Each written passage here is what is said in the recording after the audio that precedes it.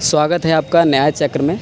Sir आज फिर से जुड़ चुके हैं। आज हमारा सवाल ये रहा है कि उत्तर प्रदेश की जो सरकार है ये जाति सूचक रैली निकालने पर प्रतिबंध लगा दी है। सर इस पर आप क्या कहना चाहते हैं? न्याय चक्र, न्याय चक्र, न्याय चक्र,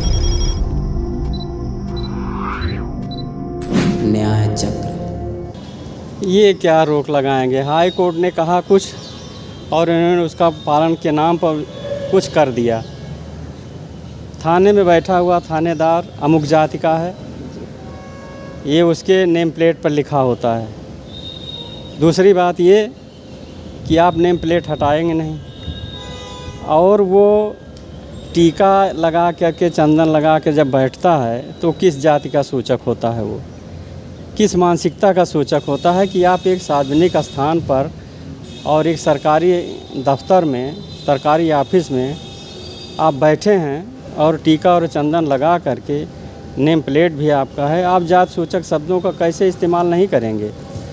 आप केवल लिख देने से कि अमुक अपराधी आया या अमुक के खिलाफ़ FIR लिखा गया, बस इतना लिख करके आपने जात का वो मिटा दिया, ऐसा कैसे हो सकता है? आप पहले जब आप ऑफिस में किसी धर्म के नाम पर, किसी जात के नाम पर आप टीका चंदन और इस तरह से भगवा जो सरकारी अफसर भी अब करने लगे हैं कि कलेक्टर से ले कर के और थानेदार तक ये सब टीके लगा करके अब ऑफिस में बैठने लगे हैं, इनके ऊपर भी प्रतिबंध होना चाहिए। अब तो जुडिशरी में भी कुछ लोगों को मैंने देखा है, जुडिशियल अफसर को भी, कि वो लोग भी टीके लगा करके कोर्टों में बैठते हैं। तो आप कैसे मना कर रहे हैं? ये हाई कोर्ट, माननीय हाई कोर्ट के आदेश का तो पालन नहीं हुआ। ये इस पर तो सबके लिए होना चाहिए। अब जातीय रैली कैसे आप बंद कर देंगे?